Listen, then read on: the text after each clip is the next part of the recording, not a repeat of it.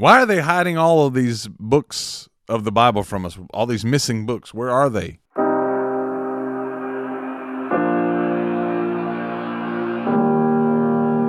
Guys, welcome back to my channel. If you're new here, my name is Belinda Strana. Thank you so much for all the love and support. Don't forget to please subscribe to this channel, turn on notifications so that anytime I upload a video, you will be the first person to be notified. And to my returning subscribers, thank you so much for all the love and support. To those people that share my videos, leave commentaries, you guys are the real MVP. Thank you so much for all the love and support. Alright lovelies, let's dive in today's video. So lovelies, I came across this video on my For You page on TikTok, and I thought to share with you guys where there is a lot of Bible verses that have been deleted from Bible, and they are hiding a lot of them, and this actually got a lot of people talking, especially pan-colored people. They are really out to expose things. Guys, I'm just gonna roll the clip as well as some of the stitches I was able to put together. Please leave me your own thought in the comment section of what you think of this video, and do not forget that we do not support any form of bullying, harassment, or whatsoever. We just here for educational purposes, guys. Alright lovelies, let's dive into the video. Why are they hiding all of these books of the Bible from us? All these missing books, where are they? I was reading from the book of Enoch this morning in my daily devotions, and I came across... No, I didn't. We get a lot of questions about the missing books of the Bible. I'm not mocking you, but, I'm mocking the idea. People think that men are behind the Bible, and even though God used men in various ways to get the Bible to us, either that book is the inspired word of God or it is not. Either God providentially preserved his word for us or he did not. And, of course, I believe that he did. So all of the curiosity about the Gospel of Thomas, the book of Enoch, all these things, you have everything that you need. And if those books were supposed to be in the Bible, they would be in there. Somebody says, well, no, man chose to put those in there. Let me say it again. Either God providentially preserved his word. God can get people to do things even if they don't realize they're doing his will. Go read about a king named Cyrus in the Old Testament, and a whole lot of other people, Nebuchadnezzar, people who didn't even know they were doing the will of God. God has preserved his word for us. But I would go a step further and say this. Take the Gospel of John tonight and just read it and meditate on it as you go through. And when you really get into the heart of the Gospel of John, you will not come away thinking, what am I missing here?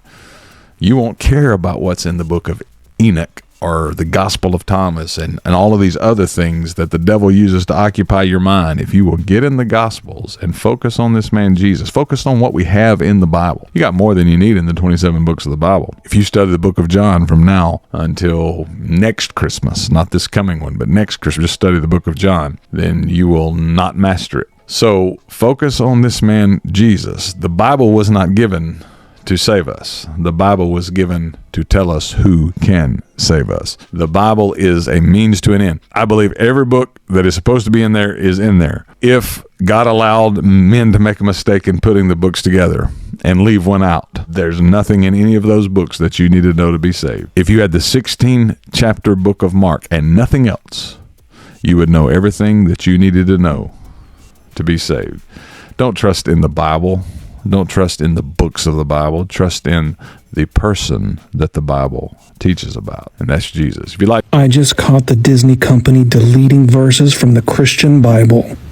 It's Matthew 17:21. Look, these demons are beat by prayer and fasting. But then this Bible, look, it goes from 20 to 22. It skips 21. They removed it. What Bible is this? This is this red Bible, and this is this older black one. The Revised Standard Version. Who makes that? So the NIV also deletes it. Who owns them? Biblica. Who owns them? Hodder. Who owns Hodder? Could it be Walt Disney? Holy balls. So what I did was I started a t-shirt company to get the word out so we can keep this power and keep beating demons.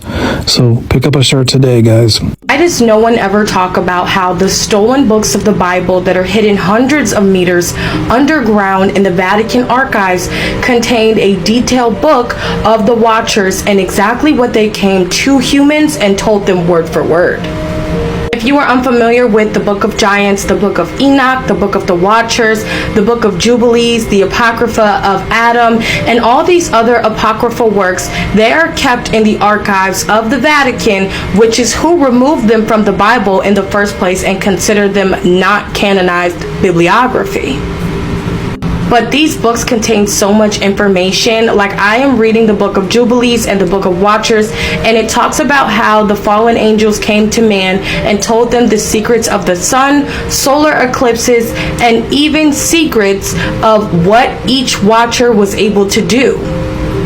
Not only are these watchers known by name, and they are also, some of them are demons, they also talk about what each watcher told each human and the secrets of the heavens. So today we are going to talk about one that is very prominent. There are two angels, and one of them talks about the secrets of the sun and the solar eclipse, and the other one talks about astrology.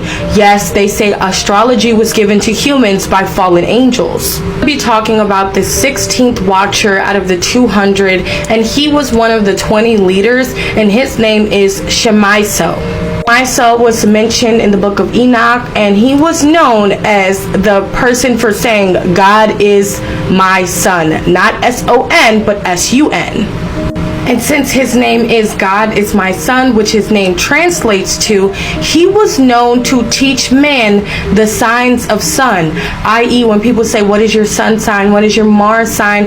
Basically, astrology. And he taught humans this during the days of Jared or Yared, who is Samash, which is the Babylonian sun god. This fallen angel was known to lead 365 legions of lesser angels in the Zohar, and it is said that he was assigned by God to guard the Garden of Eden as well as Adam and Eve. And that to me is something that I feel like the Vatican should stop trying to hide. But there is a lot of discrepancy when it comes to Shemaiso, because he is known in the Book of Enoch as a fallen angel, but in other apocryphal texts he is referred to as the ruler of the fourth heaven, which there are multiple heavens that talk about the firmament in the Apocrypha as well. Now, the name of the angel is Baraquel, that was said to have given humans the knowledge of astrology, and his name translates to lightning of God. He was the 9th watcher, and he was also mentioned in the Book of Enoch. Now, when you get deeper into the calendar that the fallen angels gave to humans as well as astrology, you have to look into the Book of Jubilees. Now, the Book of Jubilees is probably one of the most interesting books to me, because it talks about the angels of Genesis as well as the fallen angels and how they mated with mortal females, giving rise to a race of giants, which were the Nephilims. It also talks about, in chronological order, what happened with the Great Flood, and even goes into detail about Adam and Eve that most people do not know. But specifically, it has a calendar that is about 360 something long days, and it completely changes what you would think of as a calendar year as well as a calendar day. I will be doing a part 2 to go over the Book of Jubilees specifically if you guys want it, but just to keep in mind with those solar eclipses that are coming up, well, there's one solar eclipse and there's a lunar eclipse directly after. Those things have very significant meaning, and I want to teach you the meanings that are not in regular biblical texts, but they are also available in the text you're not even supposed to be reading. Free the Book of Enoch from the Vatican. And fact, most of the Bibles that are missing certain verses, such as Matthew 17:21, are actually the more accurate Bibles based on earliest existent texts.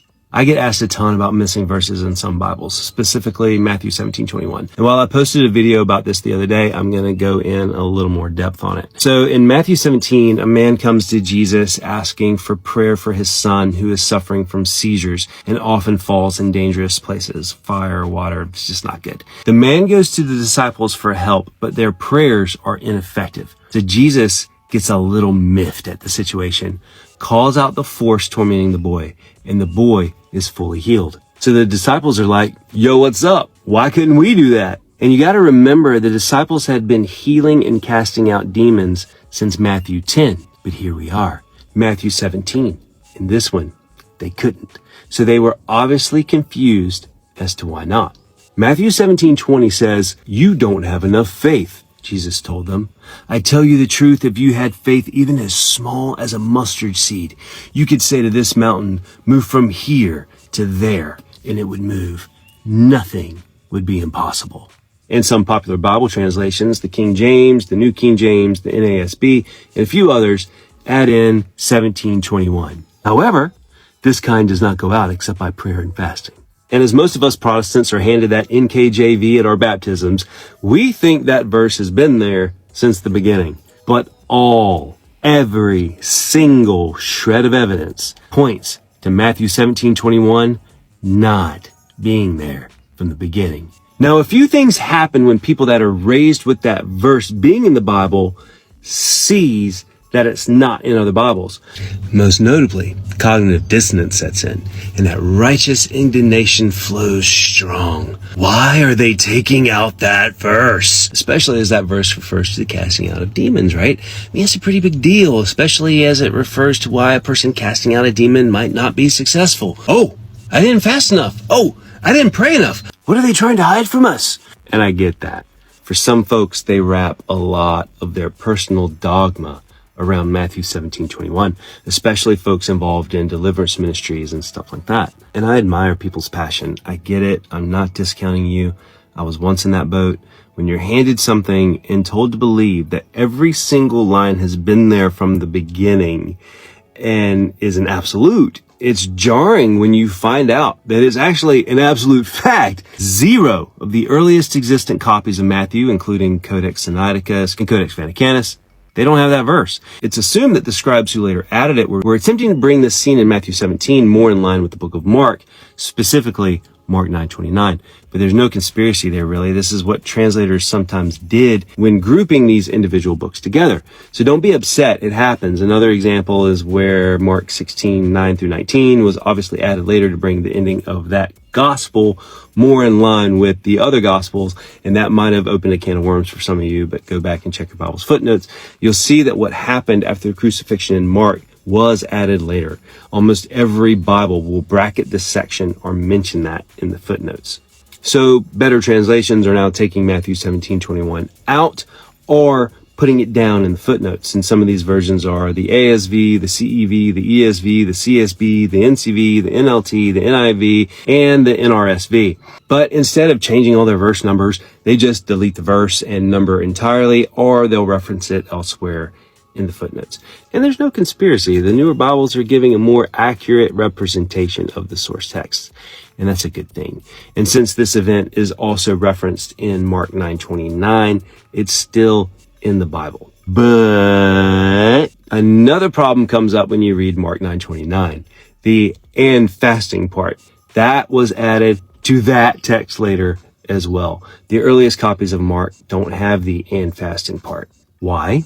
Some historians think it's because of the 2nd, 3rd, and 4th century church's position on the importance of fasting. Some early church fathers like Tertullian put such an emphasis on fasting. An example is when teaching on Cornelius' prayer in Acts 10, when the angel said, "Thy prayer is heard," in Acts 10:31, Tertullian taught it as, "Thy fasting is heard." And some early church fathers and scribes went so far to say that they thought fasting was more important than prayer. So it is entirely plausible that when later scribes saw prayer in their minds, since prayer and fasting was so tightly woven together, that's the way that they understood the text to read.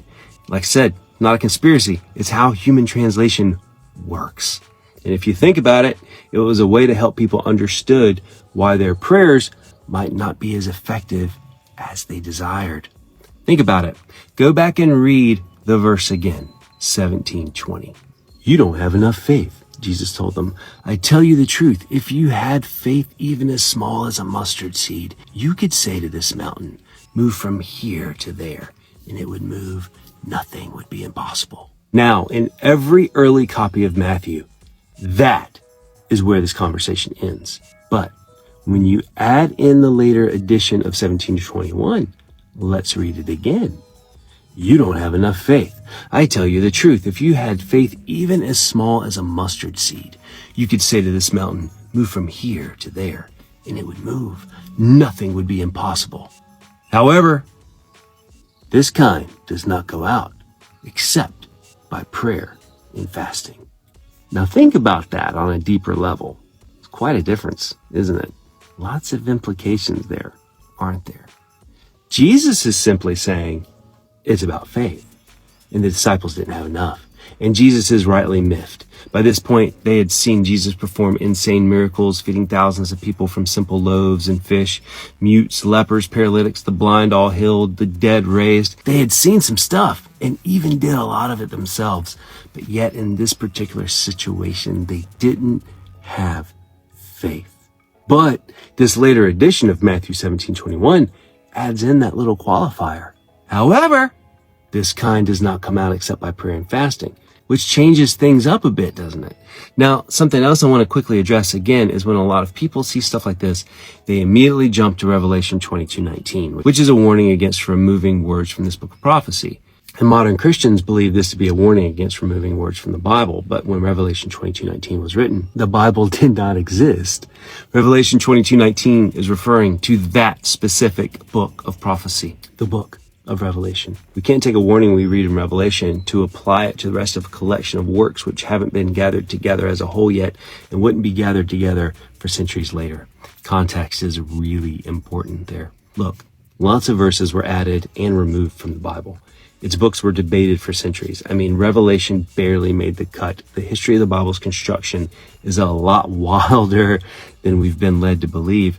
And again, this is not attacking the validity of the Bible. Do we just throw it out because there have been changes to it over the centuries? That is a ridiculous, silly argument to make. And yes, I think we should ask questions about the Bible. And I think that's a healthy thing to do and helps deepen one's faith. Instead of burying your head in the sand and going, la, la, la, la, la, la, la, la. That's not healthy. Questions are good. Knowing history is good. Questions are what deepen relationships, not settling for surface level. Let's be like the Bereans and ask the hard questions and not be afraid of the hard answers. Faith is a mystery to be embraced, not an instruction manual to ritually and mindlessly follow. God bless. And see you soon. Like, seriously, love this. Lately, quite a lot of things have been going on.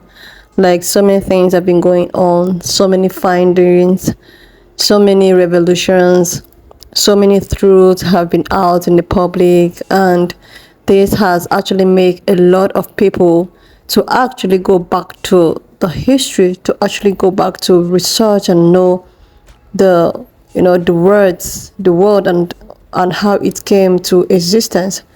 So guys, few weeks ago till date, there are a lot of controversies since the opening of the votes by President Putin. The thing is that even before the president opened that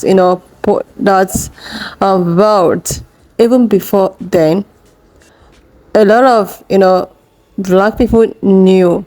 Like, they knew, some of them knew that, for example, our Savior is of a dark-skinned person. Some of them knew most of all these things, in the Bible, and how they have changed so many things, and how we are the true, Israelites, we are the chosen ones. Like, a lot of us knew this. Most of us knew this. Sometimes when I post a video, some comment I receive makes me understand that so many people know about this information. But the problem is that the information is actually coming from someone of my own complexion. So because of that, they see it as something that is not serious, or something that it's just made up. They're just trying to look for a way to justify, them to be accepted, or what are they trying to do? A lot of them, or a lot of us, know this, and most people try to ignore it and try to okay, what, seriously, we don't know this. You guys are just trying to make things up. And the founding fathers, who knew exactly, they try as much as they can to suppress it, not to go out like that in public, even when some black people keep on talking about it, keep on trying to explain and all of that. There is a creator I actually stumbled across that she talks mostly about these things even before Putin opened the vote. sometimes when I listen to this person, I was like, because of the people in the person's comment section, the way some people are gullible, they don't even believe him, or because of the color of this person's. So because of that, I did not really put more attention to it. But sometimes I just try to get one or two things, and within myself, I knew that what this person was actually saying was the truth. So one thing led to the other. I don't know what really happened. I don't know if the world is coming to an end. I don't know if rapture is about to take its course. I don't know, maybe God have decided to hear the prayers of the oppressed and the prayers of people who call upon him. I don't really know what's triggered, the president of the Russian president. They've been having this kind of thing between them, between Russia, USA, Ukraine, and all of them. They're having some kind of disputes and all of that. So one thing led to the other. This man decided that it was time for him to tell the world the truth. He decided it was time for him to open the vault. When I was showing an elderly person the video, and I was trying to explain things to this elderly person, this person was like, "What are you talking about? What are you saying? What and why did it take this long for the truth to actually come out?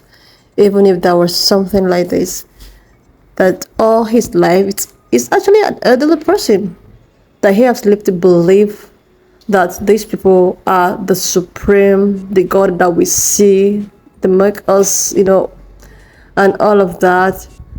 That now he's even confused of when praying, like, when you have projected someone in your heart that this person is God's look-alike. When you're praying, you just have that image in your heart praying to that person. But there's a place I read in the Bible that it said that God has made us like God has made us like himself. So I decided to, if God has really made us to be like himself, I've made you, your image is like mine, that means each and every one of us is God's like. We have been made through his image and likeness. So we have been made through God's image and likeness. So when you're praying, you pray to God that is of your own image and likeness.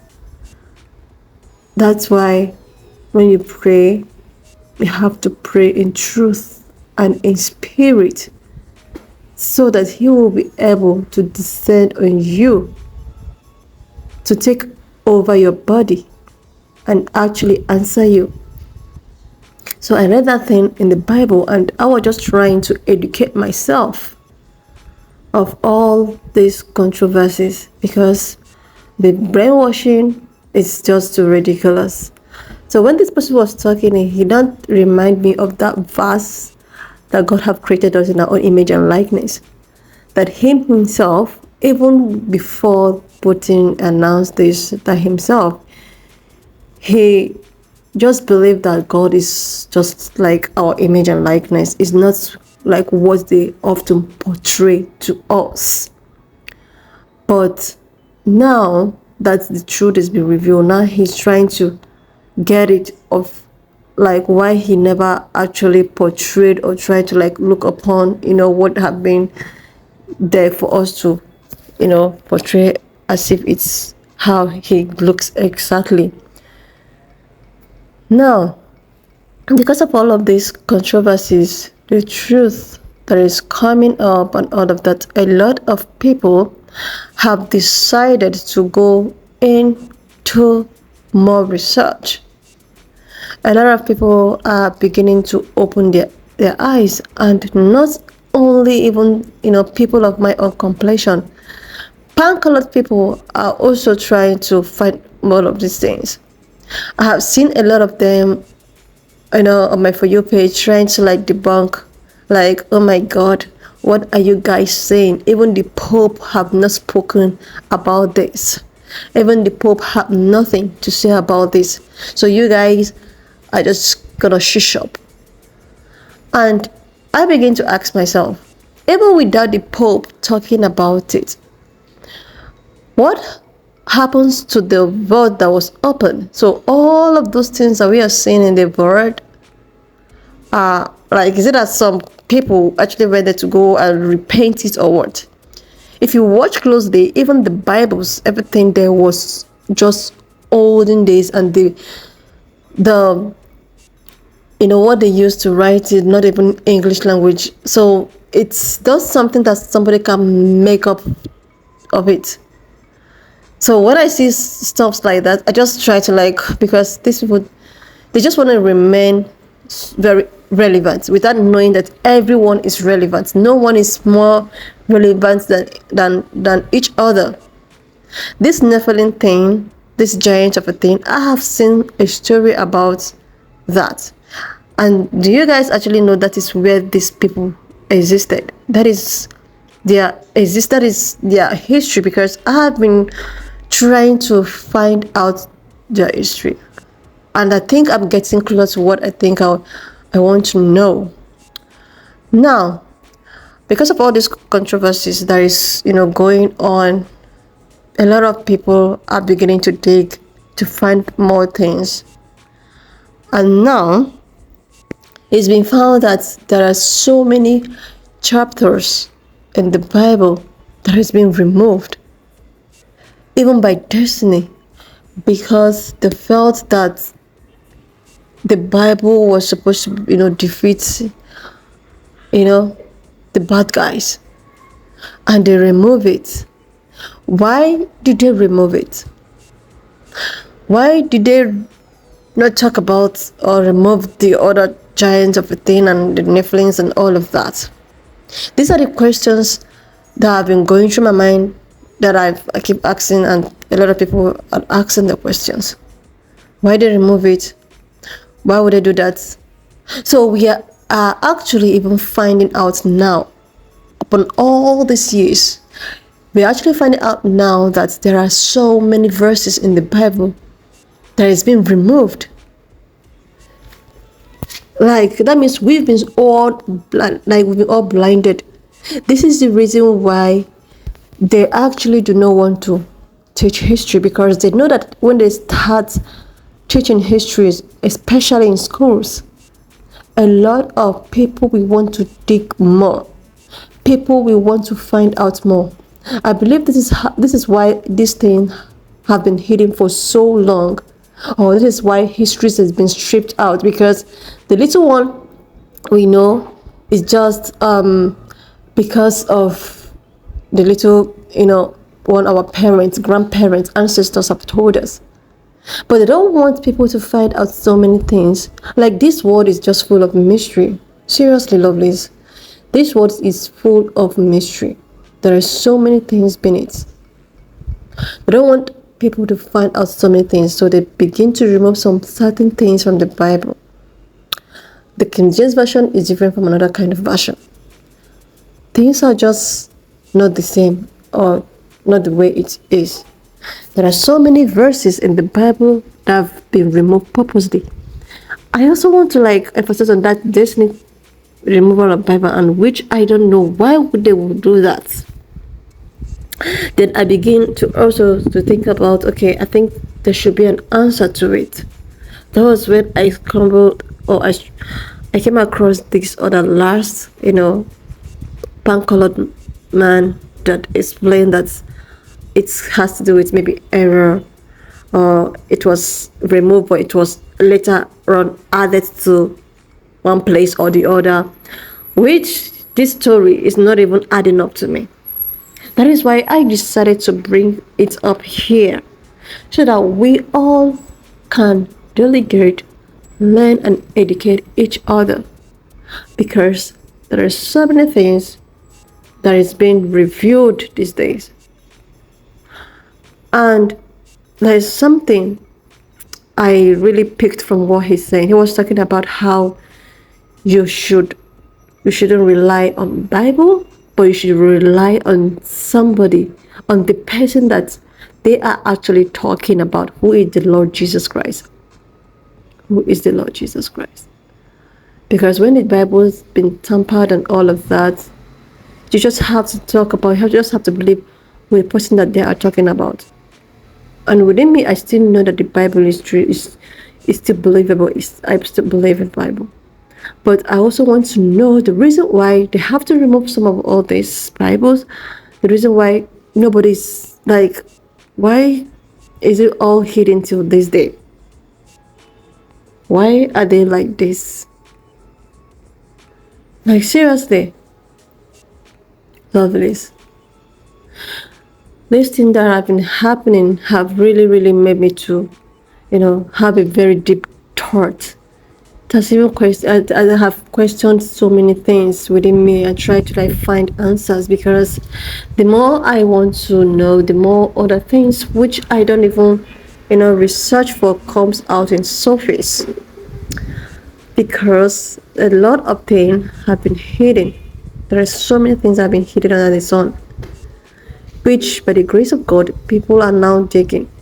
I like all this thing that is happening now. It's making a lot of people to actually dig more, look into or look through the Bibles and what we've been told about.